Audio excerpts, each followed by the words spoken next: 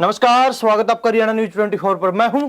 Prince Lamba. Haryana के अंदर कांग्रेस और भाजपा जो अपने उम्मीदवार उतार चुके, जिसके बाद स्थिति और तस्वीरें जो है स्पष्ट हो चुकी हैं कि किस लोकसभा सीट पर क्या माहौल बनता हुआ नजर आ रहा है। विशेष चर्चा करेंगे भिवानी महेंद्रगढ़ लोकसभा सीट को लेकर, जिसका आधा हिस्सा जो है अहिरवाल में लगता है तो आधा हिस्सा जो है जाट बाहुल्य क्षेत्र है। ऐसे में कहीं ना कहीं इस लोकसभा का सर्वेक्षण करना या फिर इस लोकसभा की समीक्षा करना और भी खास हो जाती है, बड़ी ही अहम बन जाती है, क्योंकि यहां पर जो राजनीतिक समीकरण बनते हैं, जो यहां पर राजनीतिक आंकड़े देखने को मिलते हैं, वो शायद ही किसी दूसरी लोकसभा सीट पर देखने को मिले। सबसे पहले शुरुआत करेंगे इस लोकसभा सीट के अंतर्गत आने वाले विधानसभा क्षेत्रों को लेकर। तो आपको बताते चले कि भिवानी महेंद्रगढ़ लोकसभा सीट के अंतर्गत 3 जिले आते हैं, जिसमें भिवानी जिला, चरखी दादरी जिला और महेंद्रगढ़ जिला है। और इसमें जो है तीनों जिलों की कुल 9 विधानसभा सीटें आती हैं, जिसमें भिवानी की 3 सीटें, चरखी दादरी की 2 सीटें और महेंद्रगढ़ की 4 सीटें शामिल हैं।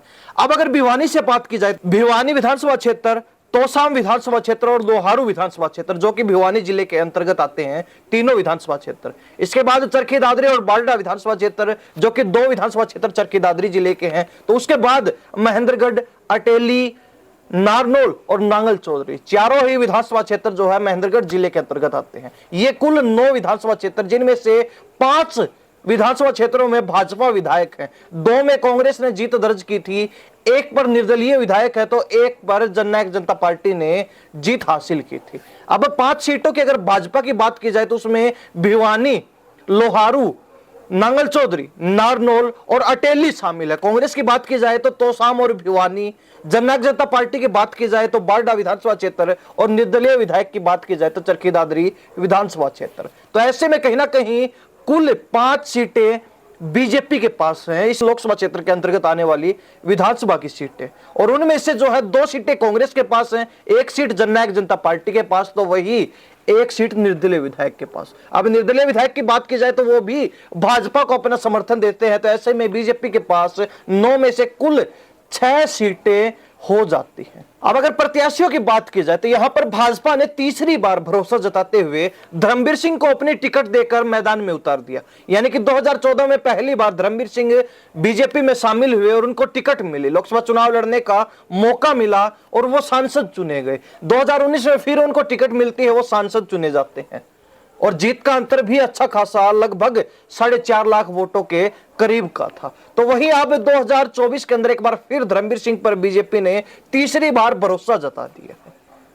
और आज तक धर्मवीर सिंह को लेकर एक बात जो है बड़ी विशेष ये रही है कि वो कोई भी चुनाव नहीं आ रहे हैं, यानी कि आज तक एक बार भी उन्हें हार का सामना नहीं करना पड़ा है। दूसरे प्रत्याशी के रूप में कांग्रेस के प्रत्याशी की बात की जाए तो रावदान सिंह, जो कि 4 बार के विधायक है महेंद्रगढ़ विधानसभा क्षेत्र से।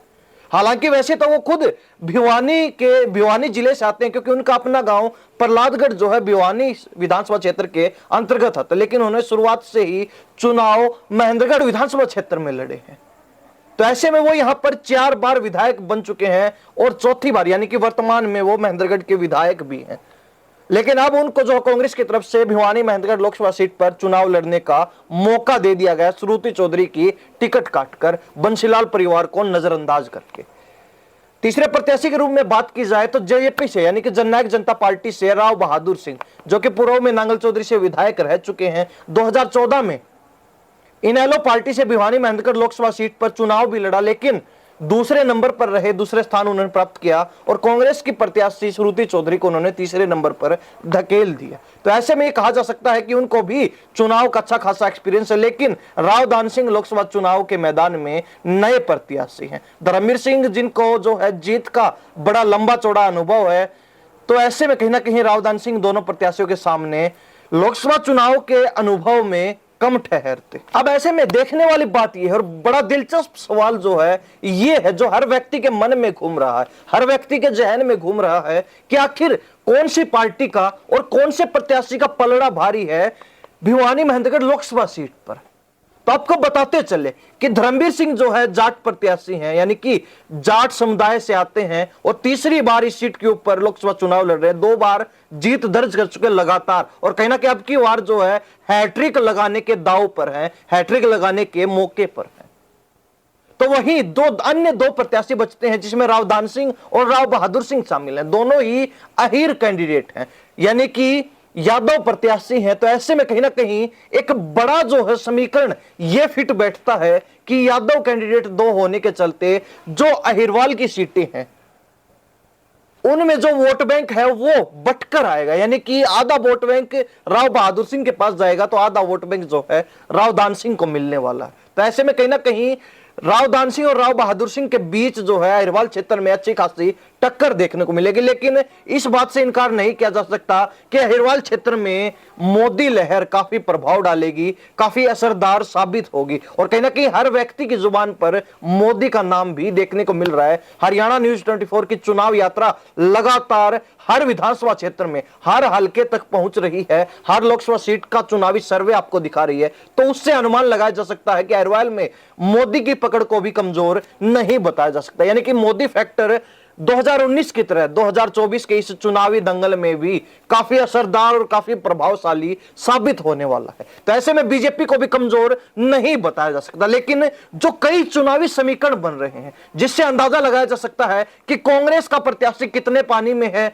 जननायक जनता पार्टी का प्रत्याशी कितना हैवी है और कहीं ना कहीं बीजेपी का प्रत्याशी कितना जो है हैवीवेट पड़ता हुआ अन्य प्रत्याशियों पर नजर आ रहा है। तो सबसे पहले अगर समीकरण की बात की जाए तो यहां पर दो अहीर प्रत्याशी हैं, यानी कि जो वोट बैंक होगा वो दोनों के बीच स्प्लिट हो जाएगा, बट जाएगा। तो ऐसे में कहीं ना कहीं यादव कम्युनिटी के जो वोट बैंक है वो एक साथ किसी एक प्रत्याशी के साथ देखने को नहीं मिलेगा और सबसे बड़ा फैक्टर और सबसे बड़ा माइनस पॉइंट कांग्रेस के लिए यही होने वाला है। दूसरे अगर समीकरण की बात की जाए तो वो ये है कि कांग्रेस के अंदर जो आपसी घमासान है वो चुनाव से भी दिलचस्प रहने वाली है। हर व्यक्ति की नजर है कि किस प्रकार जो है कांग्रेस के अन्य प्रत्याशी की दौड़ में शामिल रहे लोग जिनको टिकट नहीं मिली वो किस प्रकार जो है कांग्रेस के प्रत्याशी को पटकनी देंगे और उस पटकनी के लिए विपक्षी दलों के प्रत्याशियों की कोई आवश्यकता ही नहीं होगी, यानी कि बीजेपी के जेजेपी के प्रत्याशी खड़े खड़े देखेंगे और कांग्रेस के ही लोग अपने ही कांग्रेस के प्रत्याशी को पटकनी देते हुए नजर आएंगे। तो कहीं ना कहीं जो कांग्रेस के अंदर घमासान मचेगा वो चुनाव से भी दिलचस्प रहने वाला है। इसके अलावा अगर बात की जाए बंसीलाल परिवार की, जिसको कांग्रेस ने नजरअंदाज करने का काम किया, अगर इस लोकसभा सीट की बात की जाए तो यहां पर बंसीलाल परिवार का बहुत अच्छा खासा वर्चस्व है, बड़ी जबरदस्त और एक तगड़ी और मजबूत जो है पकड़ मानी जाती है। तो ऐसे में कहीं ना कहीं बंसीलाल की लेगेसी को नजरअंदाज करना कांग्रेस के लिए घाटे का सौदा साबित होगी। कहीं ना कहीं किरण चौधरी को और श्रुति चौधरी को टिकट ना देना, उनको जो है नजरअंदाज करना, उनको जो है किनारे करना कांग्रेस के लिए बेहद ही खतरनाक साबित होगा, क्योंकि यहां पर जो बंसीलाल परिवार के भगत हैं, जो बंसीलाल परिवार के समर्थक हैं, वो खफा हैं कि उनके कैंडिडेट को यानी कि श्रुति चौधरी को या फिर बंसीलाल परिवार से किसी को कांग्रेस द्वारा मौका नहीं दिया गया। तो ऐसे में उनका रुख क्या होगा वो देखने वाली बात रहेगी। अगर उनका रुख कुछ बदला हुआ नजर आएगा तो ऐसे में कांग्रेस को और कांग्रेस के प्रत्याशी को चिंता करने की आवश्यकता है। इसके बाद बात की जाए तो किरण चौधरी ने टिकट कटने के बाद आपातकालीन बैठक बुलाई, अपने कार्यकर्ताओं को, समर्थकों को, चाहने वालों को इकट्ठा किया, उनके बीच जो है फैसला किया और वहां उन्होंने एक बात बोली कि राव दान सिंह ने जो कर्ज हम पे चढ़ाया, जिस प्रकार हमारी पिछले चुनाव के अंदर जितनी उन्होंने मदद की उस मदद को दोगुना करके वापस लौटाएंगे। यानी कि एक कहावत है हरियाणवी में कि जो नूंदा होता है उसको दुगना करके वापस लौटाते हैं। तो ऐसे में कहना कि किरण चौधरी ने यह स्पष्ट कर दिया कि राव दान सिंह ने जितनी हमारी मदद की थी चुनाव के अंदर उससे दुगनी मदद हम करने का काम करेंगे। यानी कि यह बात किसी से नहीं छुपी। 2019 के लोकसभा चुनाव में राव दान सिंह ने किस प्रकार जो है कांग्रेस के प्रत्याशी की मदद ना करके भाजपा के प्रत्याशी यानी कि धर्मवीर सिंह की मदद की थी और इस बात को कोई नकार नहीं सकता। यह बात हर कोई भली भांति जानता है और यह बात भी सभी लोग जानते हैं कि धर्मवीर सिंह और राव दान सिंह बेहद ही करीबी और घनिष्ठ मित्र भी हैं।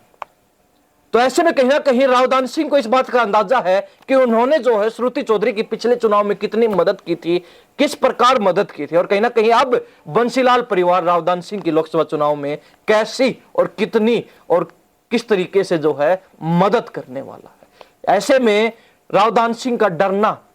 लाजमी है और उनको डर लगना भी चाहिए, क्योंकि बंसीलाल परिवार अगर उनको चुनाव हराने के लिए मेहनत करता हुआ नजर आएगा, चुनाव हराने के लिए प्रयास करेगा, तो कहीं ना कहीं उनका जीत पाना मुश्किल ही नहीं नामुमकिन हो जाएगा। इससे आगे के समीकरण यह भी बनता है कि राव दान सिंह जो कि 4 बार महेंद्रगढ़ विधानसभा क्षेत्र से विधायक रहे हैं,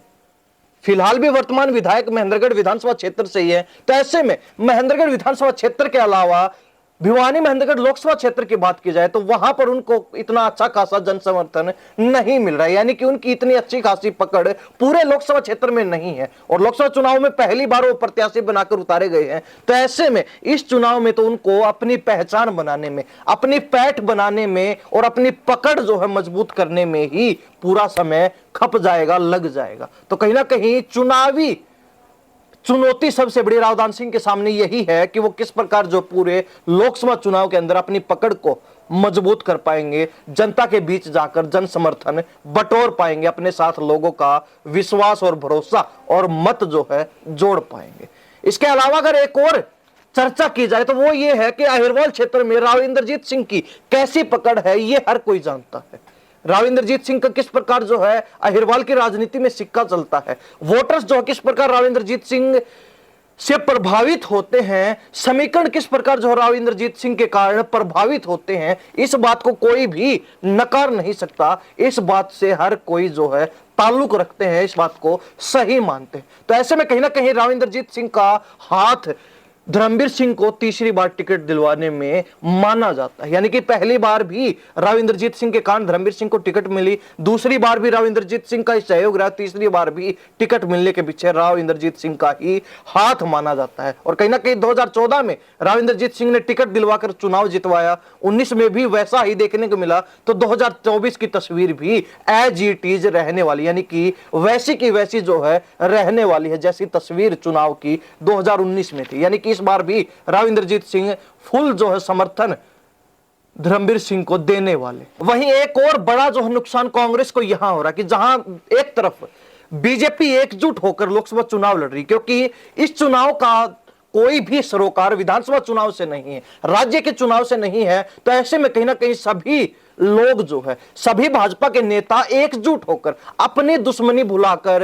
नरेंद्र मोदी को जिताने के लिए प्रयासरत है, हर संभव कोशिश कर रहे हैं, हर मुमकिन प्रयास कर रहे हैं। ऐसे में कांग्रेस की बात की जाए तो कांग्रेस से ठीक इसके विपरीत कर रही है। यहां पर जिन प्रत्याशियों को टिकट दी गई, जिनको प्रत्याशी घोषित कर दिया गया, वो चुनावी मैदान में जरूर नजर आ रहे, लेकिन जिन नेताओं की टिकट कट गई, जिन चेहरों पर कांग्रेस ने दाव नहीं लगाया, वो नेता जो है अपनी भड़ास निकालने के लिए, अपना गुस्सा ठंडा करने के लिए, अपने दिल के अंदर जो दर्द का गुब्बार बना हुआ है उसको फोड़ने के लिए और उसकी जो आग प्रत्याशी पर बरसाने के लिए कहीं ना कहीं जो व्यक्ति उनके टिकट कटने का कारण है उसको हराने का प्रयास जरूर करेंगे। ऐसे में यह कहा जा सकता है कि बीजेपी जहां एकजुट नजर आ रही है चुनाव के अंदर, तो वहीं कांग्रेस अगर खुलकर नहीं तो कांग्रेस के लोग जो है अंदर खाते अपने अपने प्रत्याशियों का नुकसान जरूर करेंगे, अंदर खाते जो है गहरी चोट और गहरी मार मारने का काम जरूर करेंगे। और सबसे बड़ी और अंतिम बात यह कि बीजेपी शुरुआत से ही हरियाणा की 10 लोकसभा सीटों में से भिवानी महेंद्रगढ़ लोकसभा सीट को अपनी सबसे सेफ सीट मानती है, यानी कि इलेक्शन होने से 1 साल पहले से ये अनुमान लगने शुरू हो चुके थे कि हरियाणा की सभी लोकसभा सीटों में से भिवानी महेंद्रगढ़ लोकसभा सीट एकमात्र ऐसी सीट है जो भाजपा के लिए बिल्कुल सेफ है, जहां पर आंख बंद करके भाजपा अपनी जीत दर्ज कर सकती है। और कहीं ना कहीं लोग भी इस बात को उचित ठहराते हैं, सही मानते हैं। तो ऐसे में यह अंदाजा लगाया जा सकता है कि जो समीकरण है वो कांग्रेस के खिलाफ दिखाई दे रहे हैं। और कहीं ना कहीं राव दान सिंह जो कि पहली बार लोकसभा चुनाव के मैदान में उतरे हैं, रण में उतरे हैं, कहीं ना कहीं बिना जंगी घोड़ों के उनका मैदान फतेह कर पाना नामुमकिन सा लग रहा है। और कहीं ना कहीं ऐसे में अब अगर धर्मवीर सिंह जीत के हैट्रिक लगा दे तो उसमें भी कोई चौंकने वाली बात नहीं रहेगी। कहीं ना कहीं ये करना धर्मवीर सिंह के लिए आसान हो जाएगा, क्योंकि एक तरफ जहां 2-2 अहिर प्रत्याशी खड़े हैं जिनके वोट आपस में बंटने वाले हैं, कहीं ना कहीं राव बहादुर सिंह का नुकसान करेंगे तो राव दान सिंह के वोट काटने में काफी जो है प्रभावशाली साबित होंगे, असरदार साबित होंगे। और कहीं ना कहीं बीजेपी के पास इस क्षेत्र में काफी बड़े बड़े चेहरे भी हैं, जिसमें सबसे पहला नाम लिया जाए तो हाल ही में मंत्री बनाए गए नांगल चौधरी से विधायक अभय सिंह यादव, लोहारू से विधायक जयप्रकाश दलाल और सरकार में मंत्री, तो वही पूर्व मंत्री रामविलास शर्मा, पूर्व मंत्री ओम प्रकाश यादव, पूर्व विधानसभा स्पीकर संतोष यादव जैसे कई बड़े चेहरे बीजेपी के पास है, जो भाजपा को जिताने में, जीत दर्ज करवाने में अहम रोल निभाने वाले हैं। अब अगर सार की बात की जाए, यानी कि अंतिम निचोड़ अगर देखा जाए सभी बातों का, तो कहीं ना कहीं समीकरण जो है कांग्रेस के खिलाफ जरूर नजर आ रहा है। अगर कांग्रेस के प्रत्याशी इन सब चीजों को निपटा देते हैं, इन सभी समीकरणों को, और जो सभी चुनौतियां उनके सामने हैं, एक से एक बढ़कर चुनौतियां जो कांग्रेस प्रत्याशी राव दान सिंह के सामने खड़ी हैं, अगर वो उनको निपटाने में कामयाब रहते हैं तो ऐसे में कहीं ना कहीं वो बीजेपी प्रत्याशी को टक्कर जरूर दे पाएंगे। अन्यथा कहीं ना कहीं चुनाव में हार का शिकार जो है कांग्रेस और अन्य विपक्षी दल बन सकते हैं, और कहीं ना कहीं बीजेपी तीसरी बार यहां पर सीट निकाल सकती है। अगर वर्तमान स्थिति की बात की जाए तो हालात ये है, लेकिन आने वाले समय में क्या कुछ जो है संभावनाएं बढ़ती हैं, क्या कुछ जो है समीकरणों में बदलाव होता है, यह देखने वाली बात रहेगी। लेकिन भिवानी महेंद्रगढ़ लोकसभा सीट के लोग इस बारे में क्या सोचते हैं? क्या वास्तव में ही धर्मवीर सिंह यहां से आसानी से जीत सकते हैं? और कहीं ना कहीं राव दान सिंह, जिनको किरण चौधरी और श्रुति चौधरी से दुश्मनी मोल लेकर कांग्रेस ने टिकट देने का काम किया है, भिवानी महेंद्रगढ़ लोकसभा सीट पर कांग्रेस ने अपनी टिकट वितरण में बड़ा फेरबदल करने का काम किया है, तो वो फेरबदल कितना सार्थक साबित होगा? और क्या वास्तव में ही किरण चौधरी, श्रुति चौधरी, बंसीलाल प्रिय और राव दान सिंह का साथ देने वाले हैं? क्या सोचते हैं? कमेंट में अपनी राय जरूर रख दीजिए। इन्हीं सब बातों के साथ मैं प्रिंस लांबा, हरियाणा न्यूज 24। नमस्कार, जय हिंद।